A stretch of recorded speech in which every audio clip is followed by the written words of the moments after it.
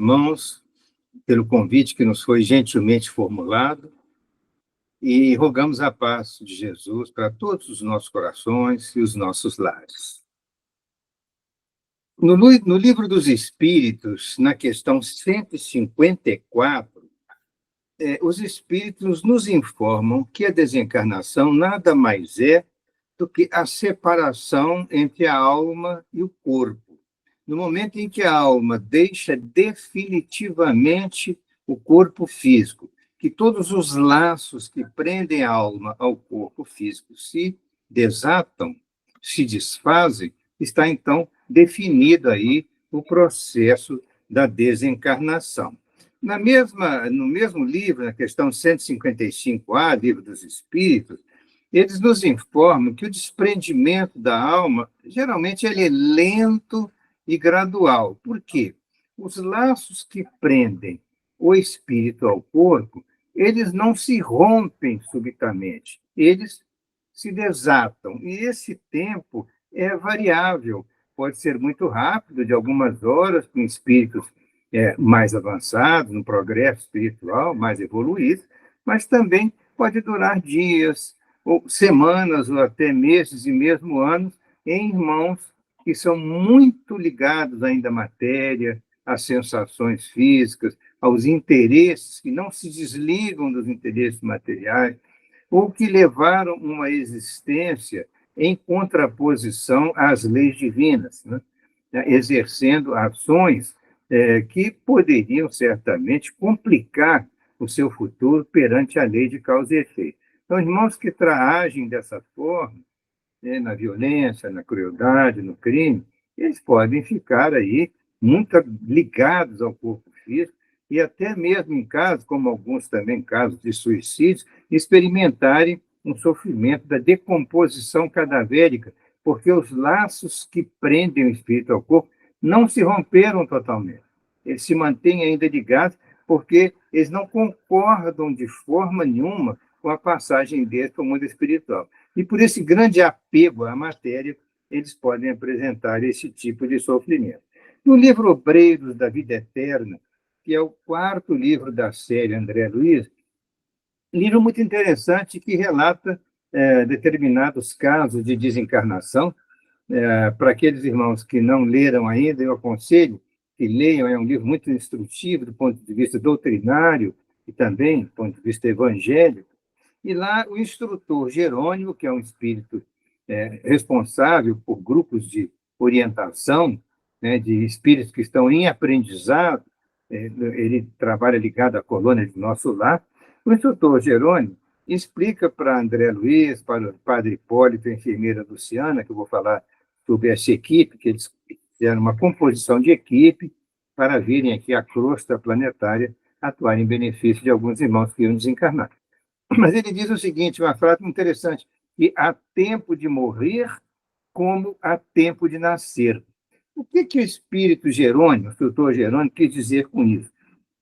Que geralmente é uma programação para o tempo de vida da pessoa aqui na Terra, quando ela vai reencarnar. E essa programação envolve um determinado tempo de vida, aproximadamente planejado. Então, há tempo de morrer, e vamos supor que um irmão nosso, no processo de planejamento de reencarnação, a sua vida estava programada aí para em torno de 80 anos, né? Quando vai aproximando o período, aí ele pode evoluir com uma situação de doença, com problemas orgânicos importantes, em que vai havendo uma perda progressiva do fluido vital, até que, então, ele evolui naturalmente para a desencarnação. Então, o tempo de morrer é um tempo mais ou menos programado. Há também o tempo de nascer pela programação da própria reencarnação, né? Quando se programa a reencarnação, programa-se o tempo de nascer, como também programa-se o tempo de morrer, que seria o da desencarnação.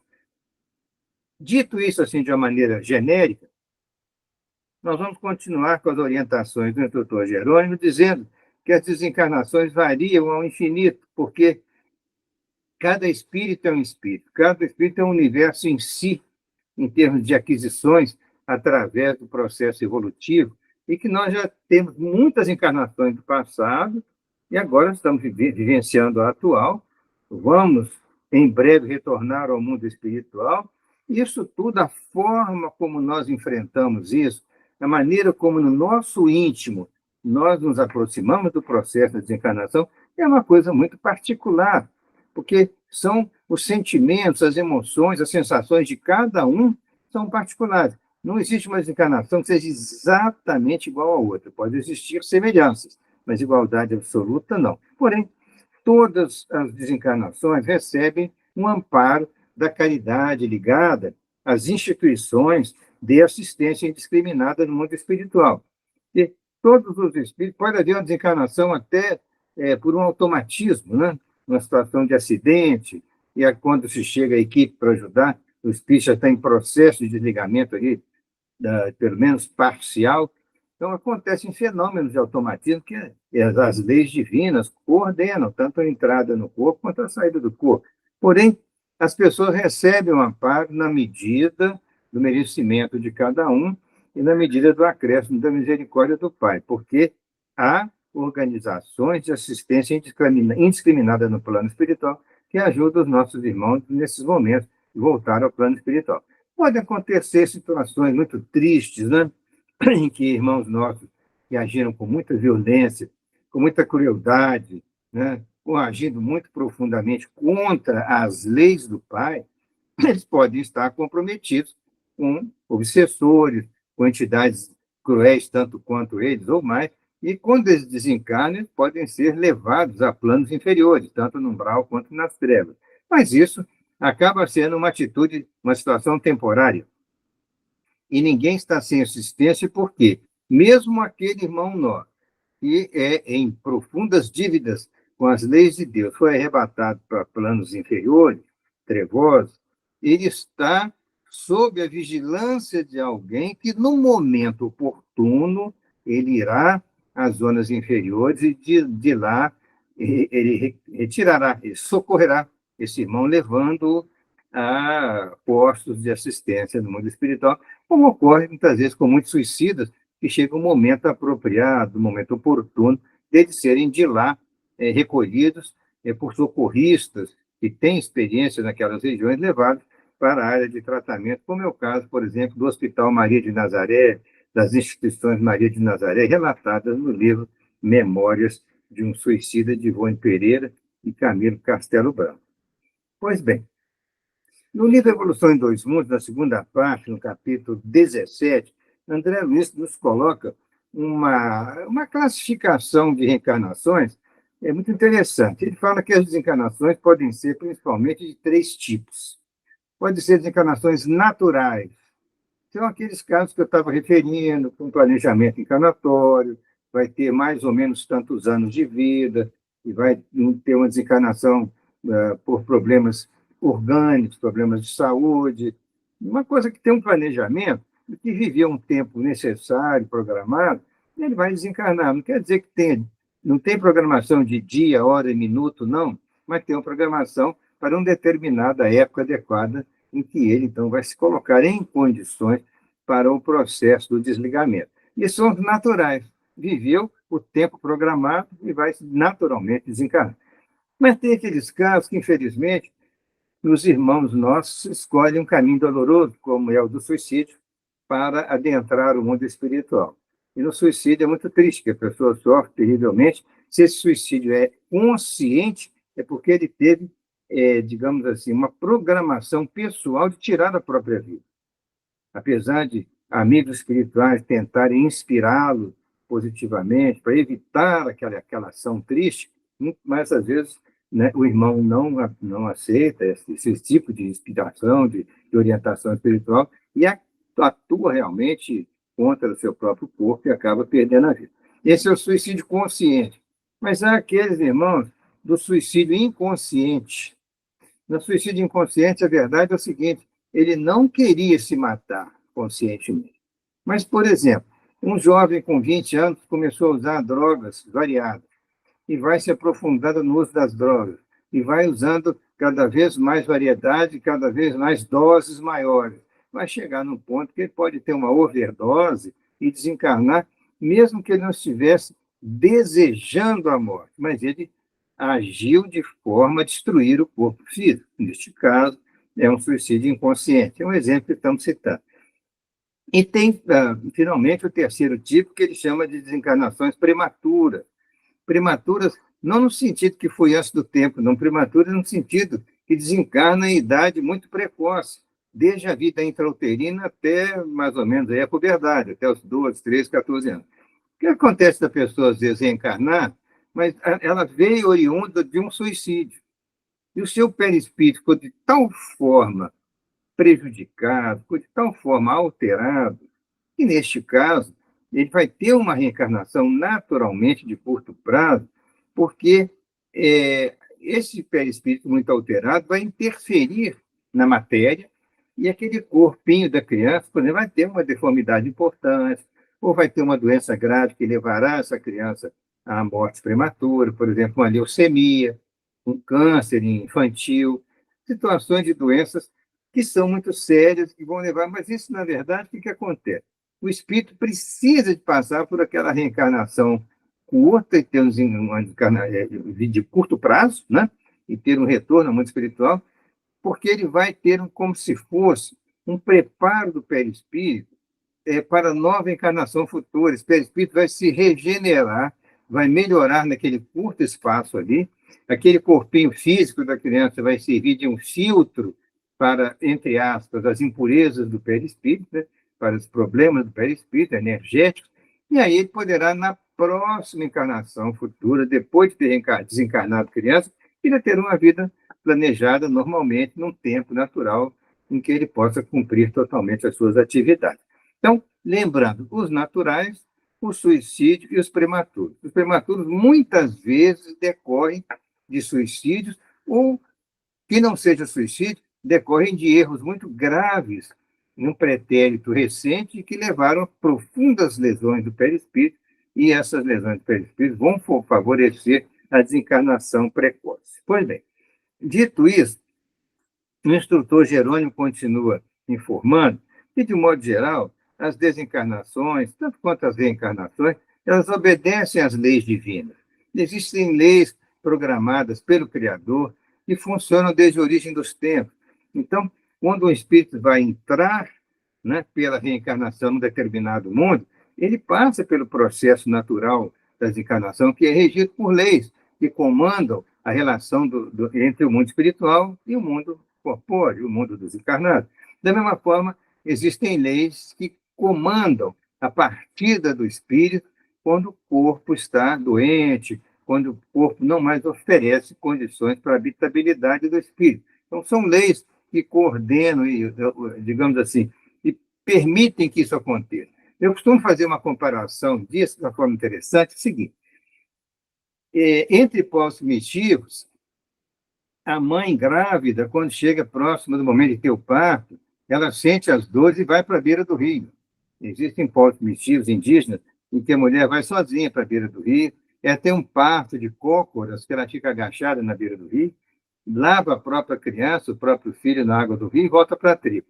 Então, por que ocorreu, então, neste caso, o processo do parto? Porque obedeceu a leis orgânicas que comandam a fisiologia do parto.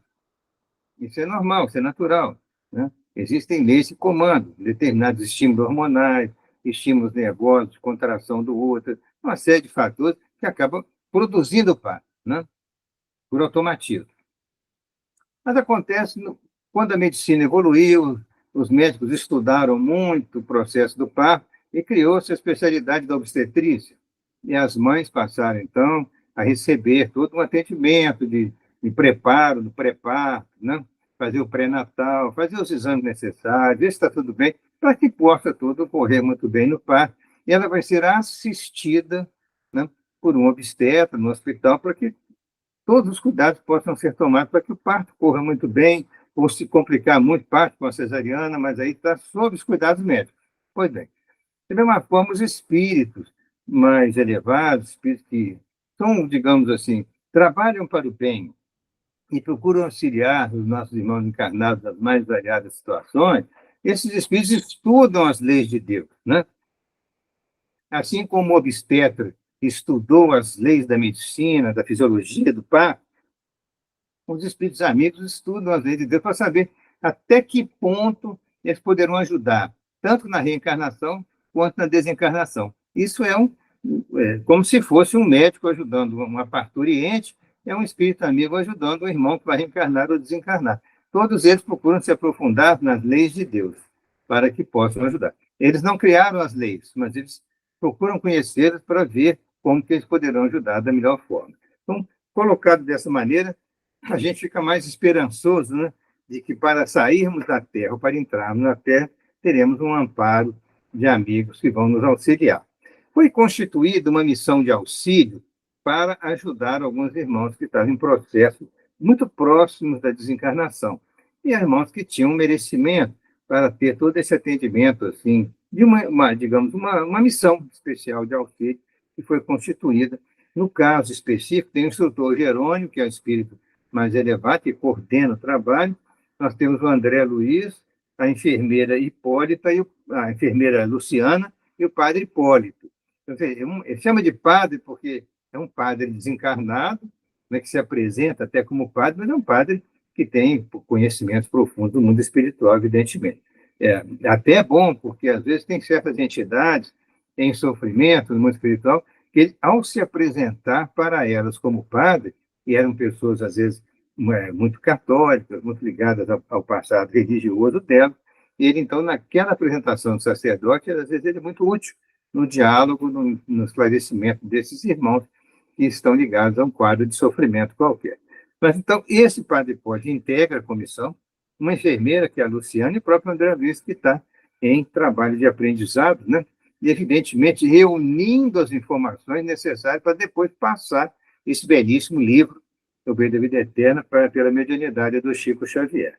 Pois bem, constituída essa comissão vai atuar em benefício de 5 companheiros: o Dimas, o Fábio, a Adelaide, o Cavalcante e, finalmente, a Albina.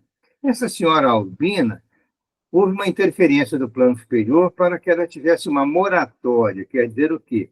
Entenderam que ela precisava ficar um pouco mais de tempo na Terra, alguns meses, até que alguma situação regularizasse entre a sua família e a condução da igreja evangélica, porque essa senhora trabalhava um trabalho muito importante de difusão do evangelho e entre grupos evangélicos. Então, ela era protestante e ela era responsável por um determinado setor lá de um templo evangélico. Então, entenderam que ela precisava ficar um pouco mais para regularizar certas situações, para deixar situações importantes resolvidas para a comunidade. E ela atendia para depois, então, ela partir. Então, na verdade, seriam 4 companheiros para desencarnar. O Dimas, que a gente pretende relatar um pouco melhor, um pouco mais detalhadamente a situação dele. O Fábio, o Dimas e o Fábio e a Adelaide eram espíritas. E o Cavalcante era um católico. Gente, cada um desses casos já dá uma palestra em si. E pode estudar separadamente o caso do Fábio, o caso da Adelaide, o caso do Cavalcante. Cada um dá um estudo muito bonito por si. Mas, neste caso dessa palestra, é interessante a gente entrar um pouco mais em detalhes, relatando o caso do Dimas, que ele também está mais bem detalhado no livro Obreiros da Vida Eterna. O Dimas era um irmão nosso que vivia numa cidade do interior, que, evidentemente, não é identificado a cidade para que não se corra o risco de tentar identificar seus familiares, né? Mas o Dimas vivia nessa cidade interior, ele tinha pouco mais de 50 anos de idade e era descrito como um médium notado assim dotado de muita humildade, mas por outro lado também ele era um trabalhador incansável do bem. Então, o instrutor Jerônimo explica que o Dimas tivera uma vida muito dedicada ao bem de outros irmãos. Um trabalho, vocês imaginam, um centro espírita, numa cidade do interior, nos anos 40. Nos anos 40, nós estamos falando de algo de 80 anos atrás. Então, não havia organização dos centros de hoje. Então, o Dimas era um homem de um valor muito grande. Por ser médium, muitas vezes ele era convidado: olha, vamos lá na casa do fulano, ele está doente, vamos dar um passe nele, fazer uma prece por ele, vamos visitar o fulano no hospital, vamos fazer isso, aquilo. Então, tinha muita tarefa fora do centro espírita que ele frequentava, além dele ter todas as atividades do centro. Ele atendia muito fora aos chamados, né, para os quais ele era conduzido, e com carinho ele atendia. Então, era um homem de muito valor, né? Mas estava lá com seus 50 e poucos anos de idade, E ele, até o doutor Gerônimo fala que ele estava desencarnando alguns anos antes do tempo previsto. Ao que o André Luiz, assim, sem pensar muito, perguntou, mas será que ele seria um suicida? Aqui o doutor Jerônimo responde, não, de forma nenhuma. Ele não é um suicida, porque ele dedicou muito da sua vida ao próximo. Então, o seu fígado, que virou um órgão de choque. É até uma coisa interessante essa questão. Na medicina tem esse conceito de um órgão de choque, né?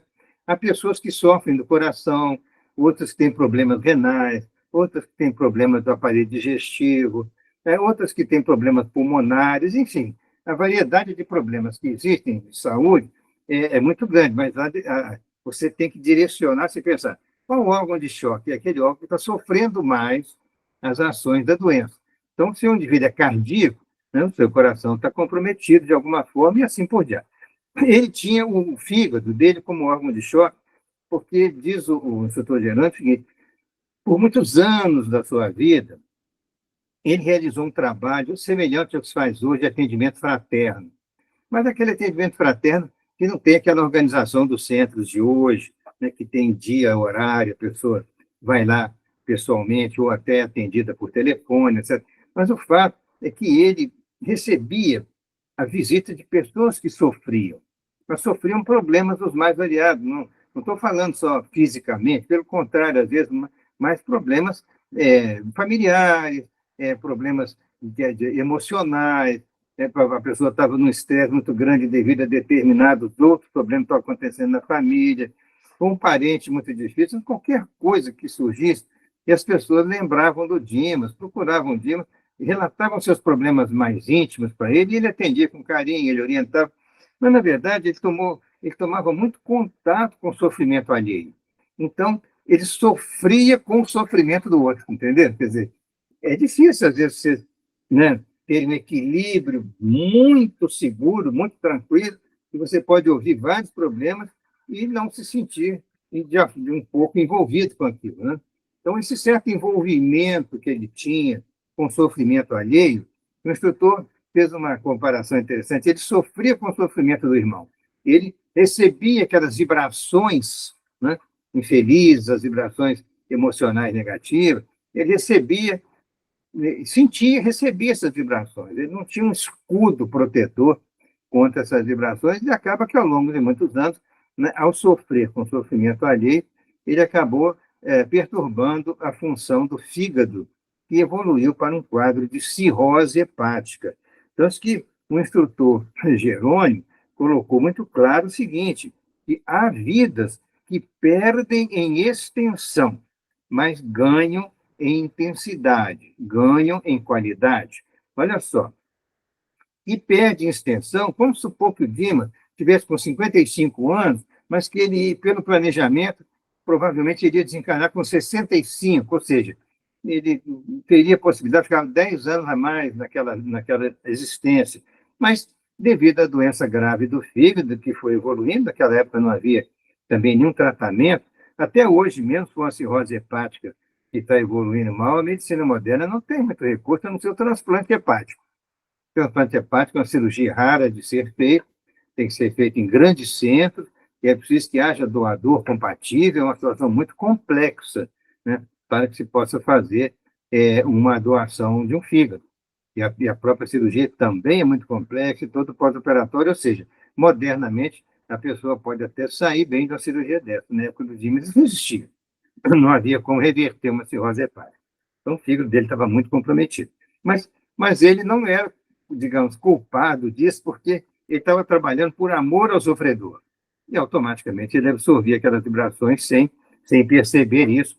Então, isso, evidentemente, é até um valor muito grande da parte dele ter ajudado essas criaturas todas. Ele, então, junto com os outros amigos, ele vai por uma excursão de esclarecimento no mundo espiritual, uma sessão de esclarecimento, que eles são, durante o sono físico, a gente sabe que as pessoas podem sofrer do desdobramento do espírito, né? Emancipação da alma, então, um desligamento temporário, né? E também não desligamento total, é claro, parcial. Então, vai ao mundo espiritual, levado pelos amigos, participou de uma reunião na Casa Transitória de Fabiano, que é a instituição que iria recebê-los após a sua desencarnação, dali da casa transitória, conforme o próprio nome está dizendo, as instituições iriam para outros planos, mas temporariamente eles ficariam nesse posto de socorro do mundo espiritual, chamado Casa Transitória de Fabiano, que ela foi desenvolvida sob a proteção do Frei Fabiano de Cristo, entidade muito evoluída. Lá eles tiveram uma palestra esclarecedora do Dr. Jerônimo: olha, vocês se preparem, a reencarnação de vocês está próxima, desliguem-se dos problemas de preocupação de vocês com os problemas materiais, desliguem-se progressivamente do apego dos familiares, entendam que seu momento está próximo. Então, preparem-se psicologicamente, espiritualmente, para entender que, quando chegar o momento, vocês possam ir com mais harmonia, com mais tranquilidade. Então, foi tudo colocado para eles nessa reunião, e cada um voltou, né, acordou de manhã, sentindo certas lembranças parciais, né, do que tinha acontecido naquela reunião, e cada um sentindo a seu modo, mas, ao mesmo tempo, sabendo intimamente, com certeza, que o momento da passagem deles estava realmente muito próximo.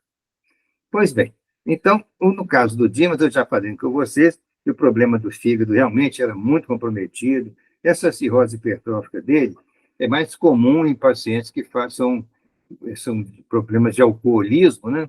Os alcoólatras que usam grande quantidade de álcool podem, às vezes, destruir a função hepática muito cedo. Mas ele não tinha vício nenhum, não tinha problema nenhum. Era um problema de órgão de choque, cujas energias mentais negativas, repetidamente atuando sobre aquele órgão, acabaram por trazer essa doença. E se o fígado realmente fica muito comprometido, né? A bilis não consegue mais ser eliminada para o intestino, há uma hipertensão hepática, aumenta a pressão do sangue dentro do fígado, e acaba que a bilis exterioriza através dos vasos sanguíneos, né? Ela passa pelas paredes das veias e se fixa em certas partes do corpo. Então, o indivíduo fica com icterícia, ele fica amarelado. Vocês já viram a pessoa com icterícia, né? O olho, né, fica assim amarelado. Manda botar a língua para fora do paciente, está amarelado. Quer dizer, as mucosas ficam amareladas porque a bilis, não indo muito para o intestino, ela reflui para o sangue. Refluindo para o sangue, ela deposita nas mucosas ou deposita na própria pele. E o paciente fica realmente assim, aquela situação de bastante, a pele dele com pigmentos amarelados, né? Decorrente da decomposição dos pigmentos da bilis.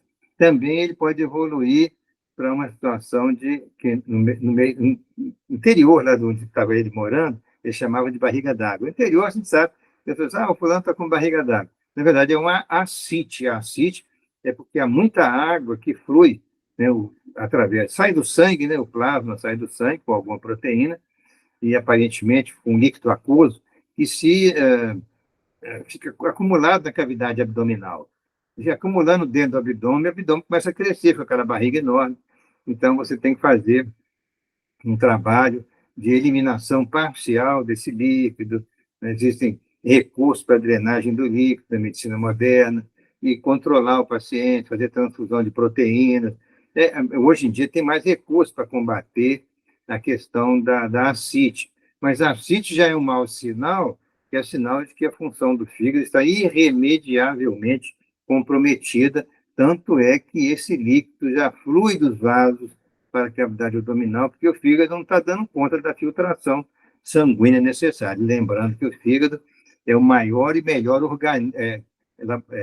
laboratório de atividades químicas que nós temos no nosso organismo, porque a digestão dos alimentos se faz através do fígado, as moléculas, né, são partidas ali, hidrato de carbono, proteínas e na verdade, lipídios, e até mesmo determinadas substâncias, como a glicose e glicogênio, acumulam nas células para dar energia. Então, se analisar a função do fígado, ele é um excelente laboratório funcionando para a normalidade da nossa saúde, através da digestão dos alimentos. Porém, nele comprometido, muitas coisas graves vão acontecendo, igual o caso do Dima, e ele estava mesmo em momentos finais, na proximidade da sua desencarnação.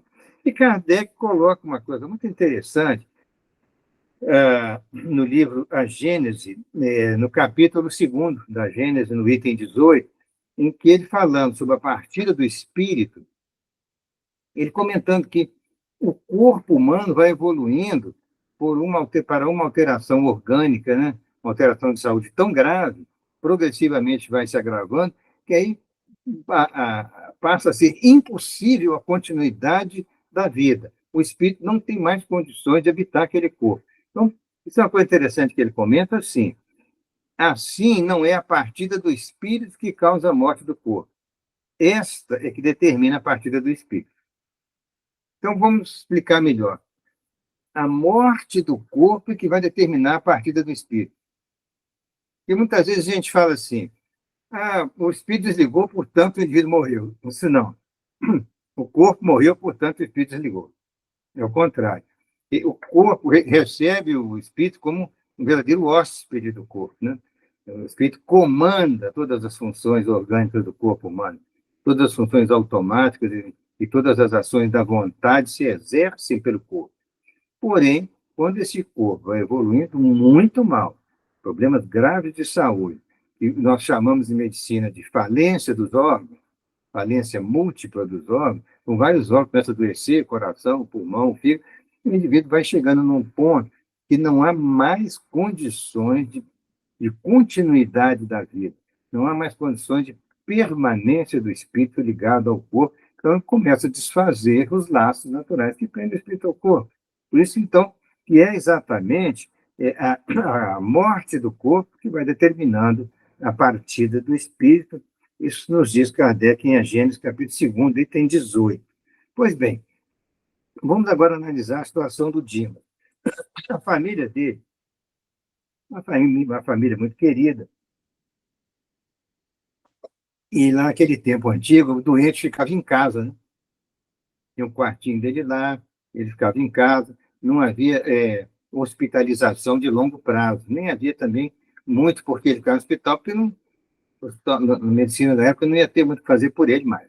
Então ele estava em casa, se cuidar pela família, o seu médico visitava ele de vez em quando lá, mas eles, os familiares, eram muito ligados a ele.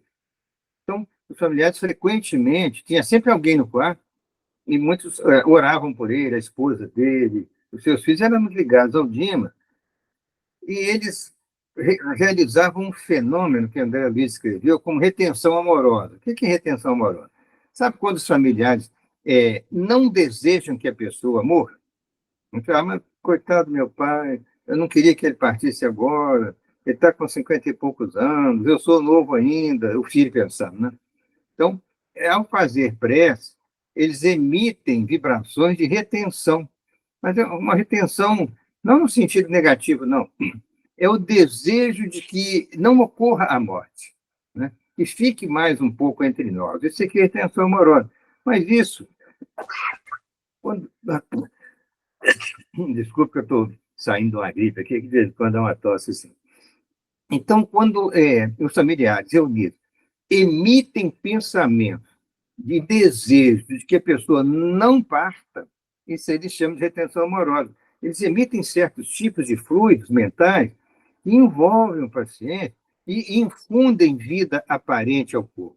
É como se aqueles fluidos ajudassem um pouco, é claro que em curto prazo, ajudassem um pouco a manter, né, ainda um certo equilíbrio orgânico dentro do desequilíbrio grande, mas segurando a pessoa ali, né, como se fossem fluidos que remediassem temporariamente uma situação, entendeu? Isso aqui é retenção amorosa.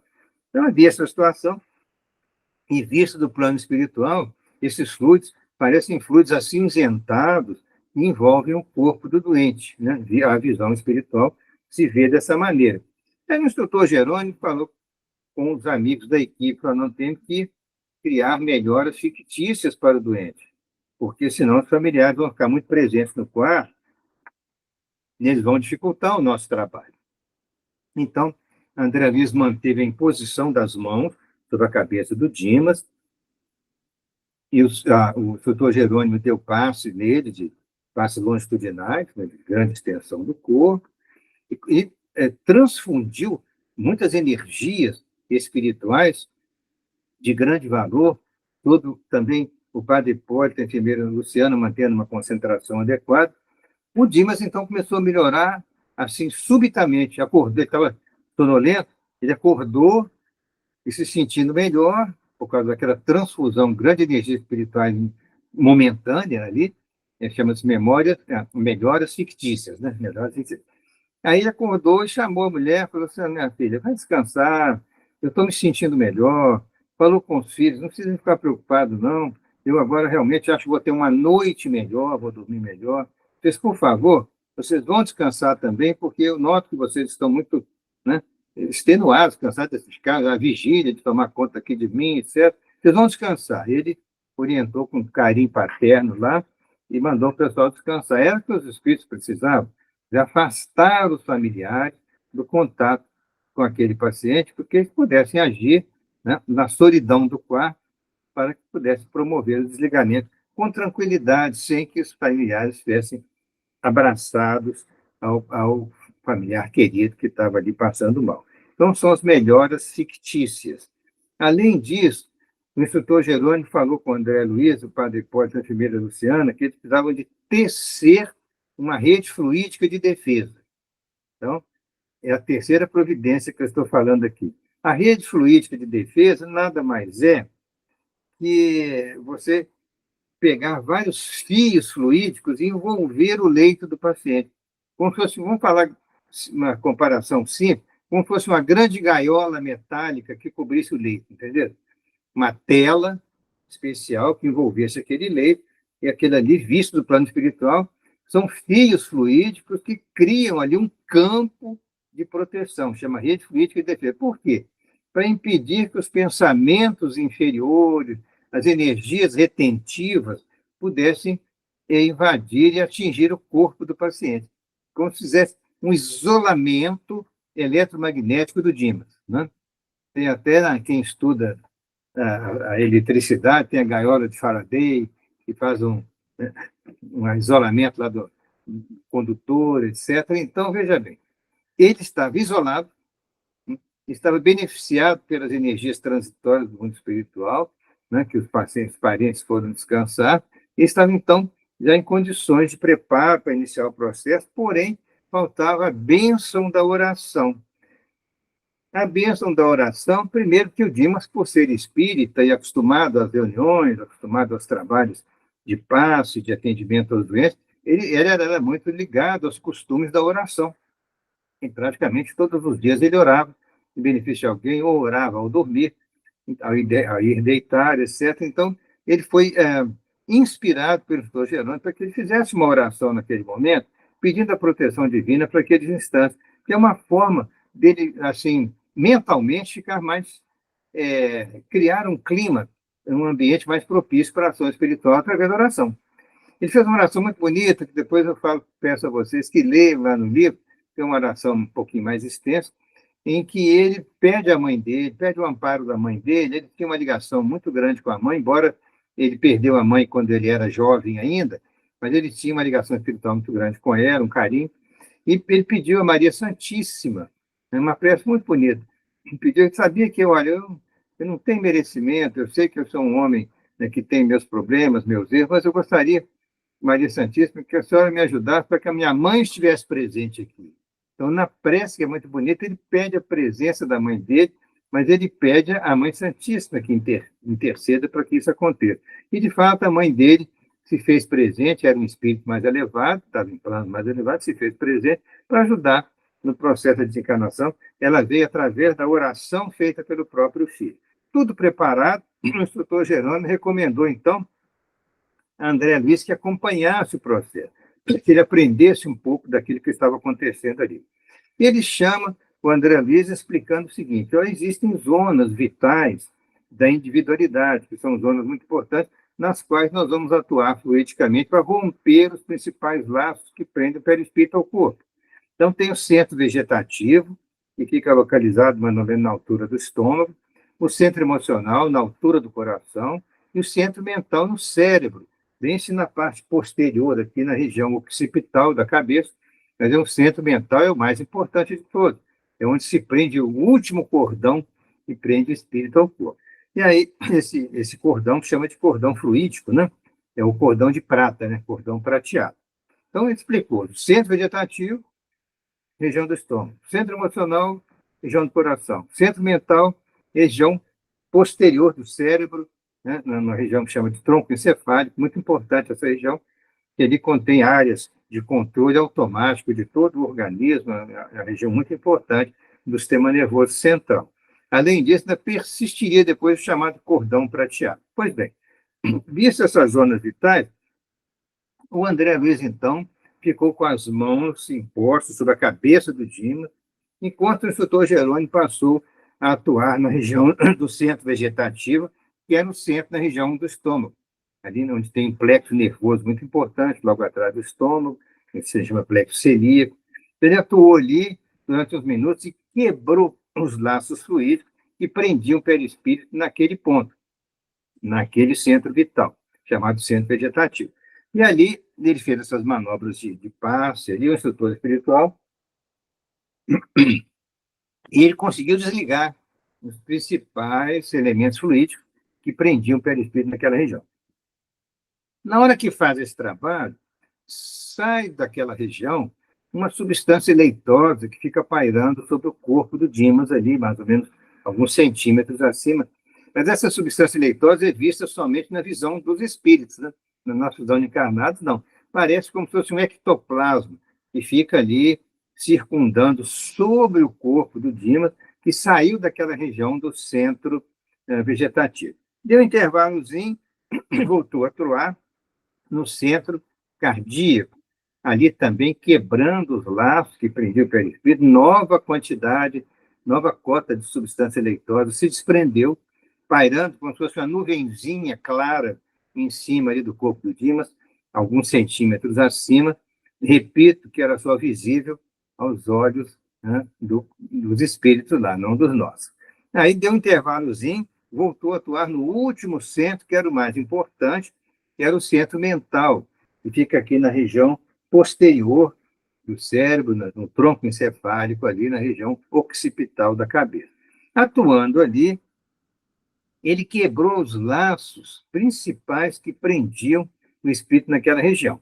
E uma coisa curiosa que o André Luiz notou, que não saltou essa nuvenzinha de substância leitosa, não. Saiu, foi uma chama, chama que ele chamou de violeta dourada. Imagina que cor bonita, né?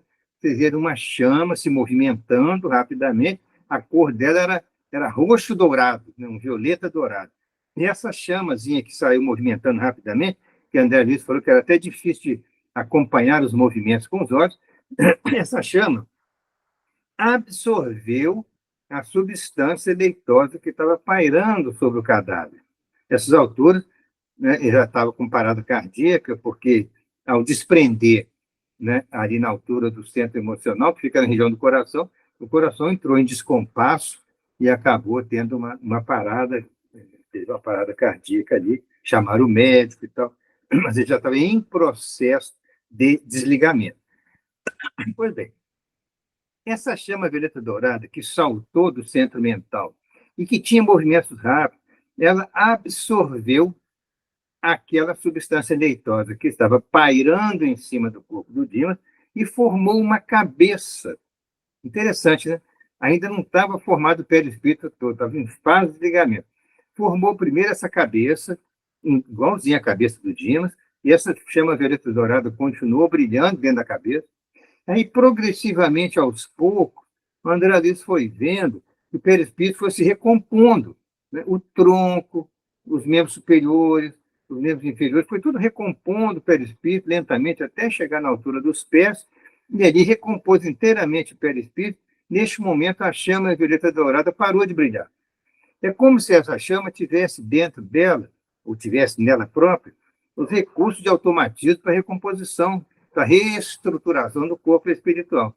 Permaneceu o corpo espiritual, então, pairando mais ou menos alguns centímetros acima do Dimas. Ele estava dormindo nessa hora, estava inconsciente, e ainda o corpo espiritual, aqui da cabeça, saindo o cordão de prata que prendia ainda o cérebro do cadáver. E, curiosamente, esse cordão de prata, ele tem uma função interessante, tá? Essa função interessante dele é que alguns fluidos que ainda persistem no corpo material, passam através do cordão e vão para o perispírito para ajudar na recomposição final dele. Porém, alguns resíduos vitais que estão no corpo espiritual, que não são necessários à reconstituição do corpo espiritual, retornam por esse cordão ao corpo físico, que é o cadáver. Então, esse cordão de prata, ele tem um fluido nos dois sentidos, que vai do corpo para o perispírito e vai do perispírito para o corpo. Parece o cordão umbilical da criança que está dentro do útero materno. O cordão umbilical recebe a circulação da mãe para alimentar a criança. E a mãe recebe o sangue que vem da criança, filtrado, claro, com os resíduos para eliminar. Então, os dois sangues não se misturam, porém, há uma circulação de elementos nutritivos da mãe para a criança e que a criança vai eliminar, vai dela para a mãe. Então, o cordão umbilical tem um fluxo nas duas direções. O cordão fluídico de prata tem fluxo nas duas direções. O que está no corpo físico, que pode ajudar ainda para o perispírito, vai para lá. Então, mecanismo de automatismo. O que está no corpo espiritual, que não é mais necessário, retorna para o corpo físico, que já pode ser classificado como cadáver. Então, esse cordão fica ligado há algum tempo, até que o mundo espiritual, né, o amigo espiritual, entenda que é o momento adequado de fazer o desligamento. E uma coisa bonita que aconteceu nesse fenômeno é que a mãezinha dele, a mãe dele, que ele tinha um carinho muito grande por ela, se fez presente, ficou lá no quarto, e quando o perispírito se recompôs totalmente, ela pegou o filho, né, manteve como se estivesse ao colo dela, quer dizer, o perispírito é leve, né? Não é como se segurássemos um corpo humano. Então, ela pegou o corpo dele em espírito, perispírito, e ficou retendo com cuidado maternal, mas ele ficou dormindo, ele ficou num estado de inconsciência, ele ficou como se alguém tivesse sonhado. Nesse período, ele dormindo ainda, né, ele entra num processo de rememoração, de recomposição das principais cenas da sua existência. É um fenômeno que eles chamam da lei de recapitulação, que é um fenômeno vamos dizer assim, visão panorâmica das principais acontecimentos da vida. A visão panorâmica a gente costuma comparar como se fosse um trailer cinematográfico da nossa existência. Então, automaticamente, nós estamos dormindo, nós estamos rememorando, pela lei da recapitulação da nossa existência, todos os quadros principais, os momentos principais, ao mesmo tempo que fazemos até um certo juízo, né, de avaliação em torno daquilo que tudo está acontecendo, e ali, em revisão panorâmica, as principais cenas da nossa existência passam. Esse processo de revisão favorece depois, para quando nós acordarmos no mundo espiritual, nós podemos acordar com mais equilíbrio, com mais tranquilidade, com mais harmonia, após passarmos pelo processo da recapitulação, que é a visão panorâmica, e o chamado sono reparador, que o espírito precisa de um pouco de sono nessa transição, para quando ele recuperar a consciência no mundo espiritual, ele está em melhores condições para se reintegrar no mundo espiritual. No dia seguinte, no velório ocorreu em casa, no dia seguinte, né, quando estava o cortejo dirigindo-se ao cemitério, o instrutor Jerônimo cortou definitivamente o cordão de prata, né, mantinha ainda preso um pouco lá, como se fosse um dia para outro, né? Cortou definitivamente, os resíduos vitais existentes ele espalhou pela atmosfera para que não fossem vampirizados por espíritos inferiores. Então, neste momento que cortou o cordão, o Dimas acordou e teve uma alegria enorme. Por quê? Porque o primeiro rosto que ele viu pela frente foi da mãe dele. Ele visualizou a mãezinha dele, né, teve uma alegria muito grande, emoção muito grande, agradecendo a Deus por aquela oportunidade. Ele estava, então, já em fase que seria assim, de reintegração no mundo espiritual. Essa equipe foi levada para lá para o posto espiritual, que é a Casa Transitória de Fabiano, e iam ficar alguns dias, né, os outros companheiros também, que iam desencarnar, até que cada um pudesse ser recambiado aos setores de colônias espirituais, né, às quais eles estavam ligados, estavam afinizados. Isso é muito interessante pelo seguinte: aquilo que é lei divina, né, existe de todos os tempos. Né? Nós vamos encontrar no Eclesiastes, no Velho Testamento, no capítulo 12, versículos 6 a 7, uma informação muito interessante em que o profeta, que Eclesiastes nós não sabemos exatamente quem escreveu, mas são pessoas que escreveram por inspiração, uma profunda inspiração espiritual, eram verdadeiros profetas, escreveram o livro de Eclesiastes, assim como alguns outros do Velho Testamento, recebidos desta maneira. E lá, o médium, né, que recebeu, falando sobre a questão de preparar-se para a velhice. Então, diz ele lá, conclama os jovens para que se preparem para a velhice e a morte. Antes, agora entre aspas, antes que se rompa o cordão de prata e o pó volta para a terra como era e o espírito volta para Deus que o deu. Antes, olha, isso foi escrito, digamos que no mínimo, 700, 600 anos antes do Cristo. Tá? E aí, o formato final do Antigo Testamento chegou lá pelo século III, mas o Eclesiastes já compunha as escrituras antigas. Né? Então, foi escrito, vamos botar 500, 600 anos antes de Cristo, pelo menos. E lá está dito que prepare para a velhice e a morte antes que se rompa o cordão de prata. Quer dizer, quem escreveu isso estava dizendo o seguinte, antes que ocorra a morte definitiva, né? Antes que ocorra a morte. A ruptura do cordão de prata, no dizer do profeta, era a desencarnação definitiva. Né? Mas lá está escrito cordão de prata. Interessante isso. Claro que outros religiosos vão tentar interpretar isso de maneira simbólica, vão ter outras formas de avaliar isso, mas nós sabemos que o médico que escreveu isso há 2000 e tantos anos estava se referindo a cordão de prata mesmo. Né? Interessante isso. E agora, quando se rompe o cordão de prata? E o pó volta para a terra como era, quer dizer, o corpo físico vai se transformar em pó na terra. Então, o pó volta para a terra. Agora, e o espírito? Não é esse, não. O espírito volta para Deus que o deu. Que o deu, quer dizer, volta para Deus que permitiu que ele viesse à Terra, né? Que deu esse espírito para viver entre os homens, para depois voltar ao convívio dos bons espíritos do mundo espiritual. Então, vejam que, recordando, né, sobre as leis de Deus, o que é verdade em todos os tempos.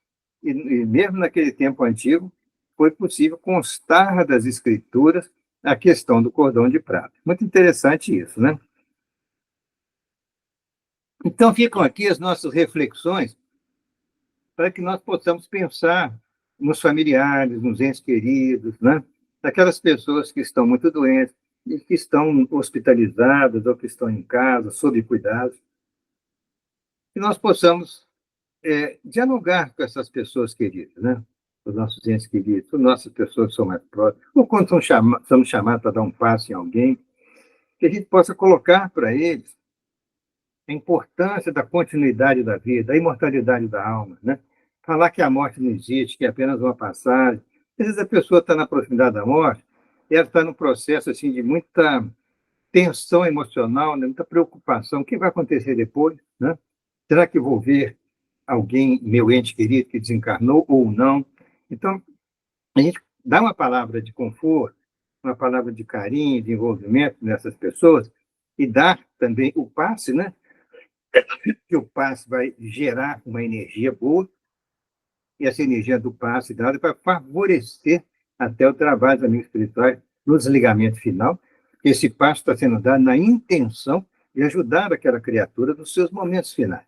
E as palavras têm que ser direcionadas para dar esperança, conforto, resignação, né, confiança nas leis de Deus, que ele terá uma condição melhor no mundo espiritual, que ele vai se equilibrar, que ele vai se amparar pelos amigos espirituais. Então, isso vai criar um clima de muita harmonia para a pessoa, de muita segurança, de muita esperança, né, de dias melhores para o futuro, para ele. Né? Então, é isso que a gente tinha que trazer para os nossos irmãos, para que todos nós possamos fazer as nossas reflexões sobre esses momentos da passagem para o mundo espiritual. Na verdade, vai acontecer com todos nós. Né? Isso aí é certo que vai acontecer, isso é da lei. Que a gente, então, possa estar melhor preparado para esse momento. Que Jesus, então, nos envolva com seu carinho e sua paz. Muito obrigado.